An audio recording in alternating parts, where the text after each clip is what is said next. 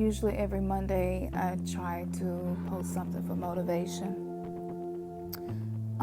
But right now I'm being led to help people with this message who may be grieving or may be experiencing some type of loss, maybe change in your life that is painful, that is uncomfortable. Maybe you've experienced something that you don't understand and you keep asking yourself why. Like, why does this happen to me? Why did this happen to me? Why did this happen to him or her? And I want to say to you, what if the things that you felt like broke you, depressed you, made you sick, stressed you out, caused you to get strung out on drugs or become an alcoholic or seek love in the wrong places or stay in a relationship that you know is not good for you, is not nurturing you, is not fulfilling you, staying in a situation, staying in a job that is killing you, that is literally breaking your back? What if that's you? A lot of us are in a lot of different situations and we've experienced a lot of things. And because of the demands of day-to-day life and trying to function, we have to tuck those things to the back to function. But I want to say to you, I want to give you a thought. What if the things that happen to you that seem to have come from Satan himself, it seems so wicked and so evil and such a terrible thing to happen to you, what if that thing came into your life to actually save you, to save you from yourself, to save you from a path that you couldn't even see was about to unfold based on the actions that you had taken and the decisions that you had made? See, sometimes in order for love to truly come into your life and transform your life, there has to be loss. And in order for you to truly walk in love and in gratitude, you have to surrender. You have to surrender to what you thought was right or what you think is right or what is wrong or how things should be. You have to surrender your judgments. You have to surrender your biasness. Love has been equated to God. When we had taken all of the dark things, God used darkness, tormenting spirits all through the Bible. And most of you under my voice at least know some of the Bible. And you know that what I'm saying is true. So I say to you, what if that painful, hard, just difficult shit that you just seem to not be able to shake, what if it is actually there supporting you? What if it is actually there strengthening you for a moment ahead of you that you don't even see coming, that you won't survive unless you train and unless you are in boot camp of life, unless you are being trained and being strengthened to survive that moment so that moment does not break you? What if the present suffering is to stop what is ahead of you from breaking you past the point of no return? People, this is what true spiritual transformation feels like. And this is what it is. And this is how it unfolds. Life will always put you somewhere you don't want to be. Allow you to be in places that you never in your life would have thought would have happened to you or to someone you care about. And in order for us to learn how to exist in a place of pure unconditional love, we must first set aside fear. If perfect love casts out all fear, then these things that you fear, this frustration, this anxiety, because it seems that you have no control over your life. It seems that there are areas of your life that never get better. Those things are in your life so that you get to witness for yourself the bad be made good for those who carry love in their heart, because they know somehow my life has a purpose. I have been called to that purpose. And somehow, some way, I am going to fulfill that purpose, and I will not give up.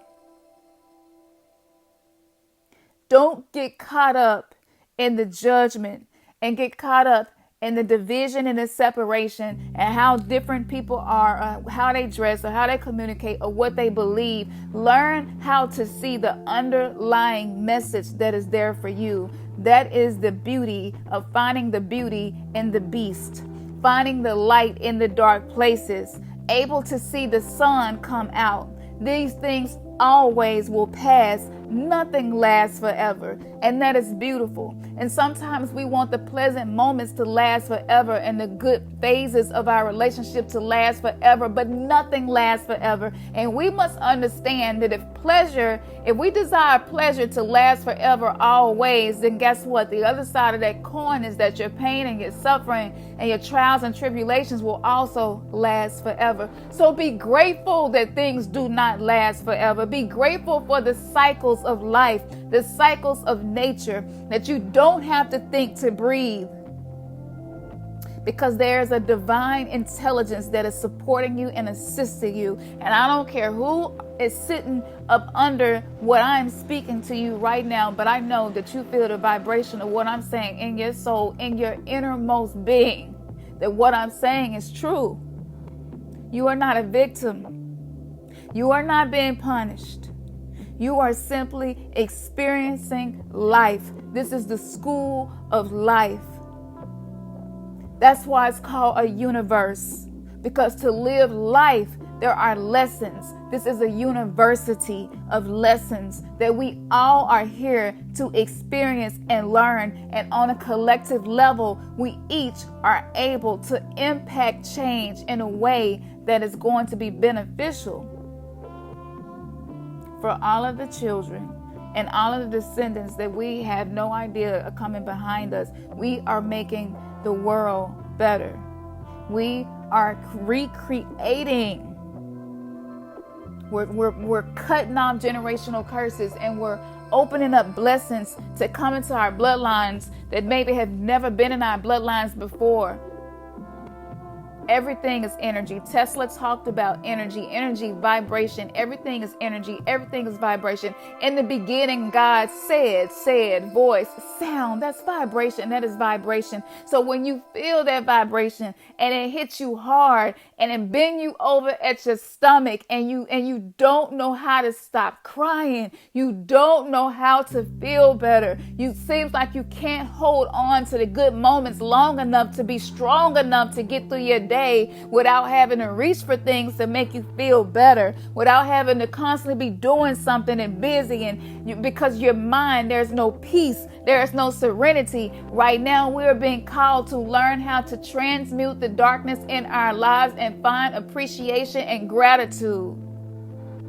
So I'm going to give you an exercise that is not based on any religion. So for those of you who have been with me throughout my spiritual journey, and for those of you maybe who stopped listening to me because of the changes, this is not something that is religious. This is spiritual, and it is something that is going to be very personal, and it is something that you will know will help you once you hear me say this. And if it resonates with you, take it and use it. If it doesn't, that's okay. We all have a different path, and none of us are on the same timing as to what level of consciousness and understanding we come into.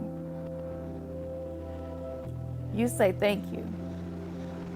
You say thank you until you begin to feel something move in you. It may take 10 times. It may take 20. It may take 50.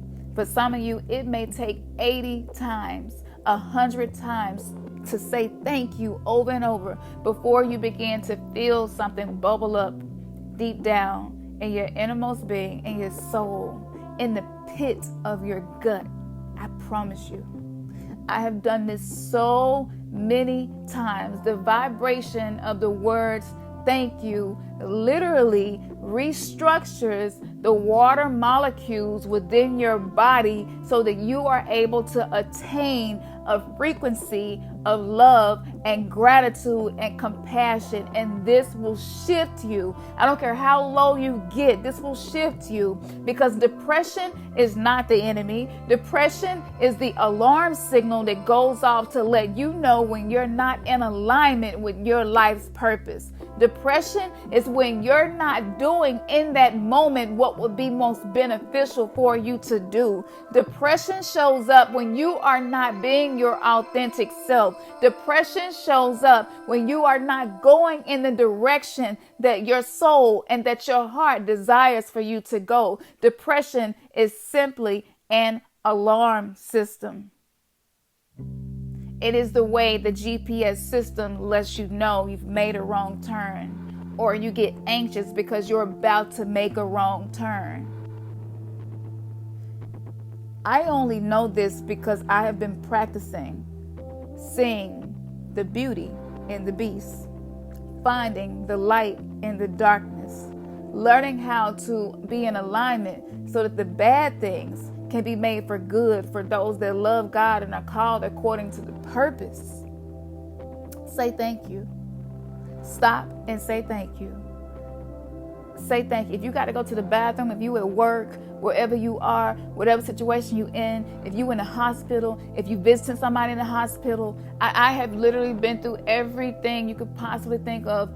Pretty much every movie you've seen, except for maybe kidnapping and being held for ransom, because I guess I ain't had enough monetary value for that to happen, thankfully. But I've been through so much, and this has worked for me every single time. Stop and say thank you. Find somewhere to go out by yourself and say thank you. Or if you're among people who respect you, say, give me a minute, and go in the corner and say thank you. And hold your stomach. You're going to lay your hands, not your heart. You're going to lay your hands on your stomach, because your gut is where actually your heart and your mind resides. I believe that the soul, the space of the soul is within the gut. And for those that study energy, for those that study spiritual anatomy, because we have a physical anatomy and we also have a spiritual anatomy. Everything is physical and spiritual. And if you study the spiritual anatomy, you come to the understanding that there are energy centers within your body, within your aura. Your aura, that's just the vibration you carry. This is why someone can walk up behind you and without turning around, you can feel them, because you're feeling the energy signature of their aura, of the vibration that is around them. And that is based on the thoughts that they are having, the things that they are eating, what they're doing. All of these things determine our energy, what kind of energy we bring, what kind of vibration we have. And so you're going to hold your stomach. Hold your stomach. Now, we call this the solar plexus. Those of us who study spirituality, right, and are learning the spiritual anatomy. You want to hold your stomach and say thank you. Just say thank you. Whatever is going on, thank you. Okay, you just got diagnosed with cancer and you're hearing this thought in your head. Reply with thank you. Reply with thank you. Reply with thank you. Your daughter is in a really bad situation and she's missing. You don't know where she is. Thank you. Thank you. Thank you. Thank you. I don't understand, but thank you. Thank you. Oh, you got to move out. Your car just got repoed. Your home is getting foreclosed. You're going into bankruptcy. You're having sickness that you've never had before. You've probably never been sick a day in your life, and you didn't have to take off work. You got hurt at work. You can't work. The bills piling up. People calling, collecting debt. Whatever it may be. Thank you. Thank you. Thank you. This is you surrendering yourself to divinity. This is you humbling yourself to understand that I don't know everything. I don't have a bird's eye view at this point, and I don't know how this is going to work out for me, help me, or support me. So I'm going to pay it forward and offer a vibration of gratitude and thankfulness. Because from my perspective, where I stand, I cannot see the beginning and the end. I can barely see what's in between. So I'm going to give the vibration of thanksgiving. I'm going to give the vibration of gratitude. I'm telling you, hold your stomach and do this, and it will shift you. And you will know when you're getting ready to shift into a healthy, higher vibration of divinity, love, and compassion, of peace and serenity. because a calm, you will probably feel tears well up in you. You will probably begin to feel a calm come over you. Sometimes I've seen people laugh, even my own self. I've done this with people because some people need somebody to help them get to this point. And when I was practicing Christianity, I was called this, the Spirit came over me, or the Spirit of God moved me, right? And so, but this is available to anybody, regardless of where you are. So you could be someone who feel like you're not worthy of anything good to happen to you because you don't go to church, or you don't study the Word of God, or you don't pray, or you don't say your grace, or you don't do what other people do traditionally, what you've been taught that is righteous, the righteous path, the right. And so by all of these things, you begin holding an energetic signature of, I don't deserve anything good. I haven't done anything to receive anything good. And when you're in that vibration, nothing good can come to you because you have locked it out. You have locked it out by wearing a coat of shame and guilt, of lack, and nothing I do is ever good enough. And so a lot of times the things that we experience we are self-perpetuating these experiences, but they really are no longer necessary, especially if you have already learned the lessons and past mistakes from those experiences. Do this. If it take however many times it take, it will be worth the time that it takes doing this. And I highly recommend this is something that you teach to your children and something you begin practicing. And because when it rains, it pours. And if it's been pouring in your life, the more you do this, the more it pours, the better it's gonna get. Can't go anywhere but up. And I need you to always remember that whatever you are doing in this present moment, it is an investment that will be returned to you in the future. So ask yourself, in this present moment, am I making a deposit of something that I desire to return to me in the future? If what you are doing, giving, thinking, being in the present moment is not in alignment with what your heart desires to come to you in the future, then you're making a deposit of something that you are going to have to withdraw. Eventually, it's going to be withdrawn. Eventually, it's going to boomerang back to you.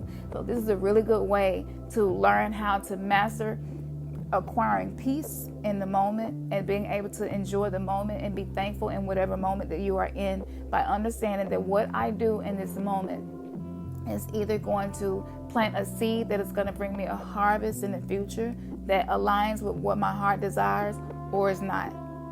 And that will also help you to screen your thoughts, to screen the way you react and respond to certain situations, so that you can actually become a co-creator of the life and the things that you desire in your heart. Understand that whenever you have these negative feelings, that just lets you know that there is something better waiting for you, and that is God's way of letting you know, push through, hang on, be still, hold on. This too shall pass. It will change. Now, like we always say, your third eye has just been kissed. Peace.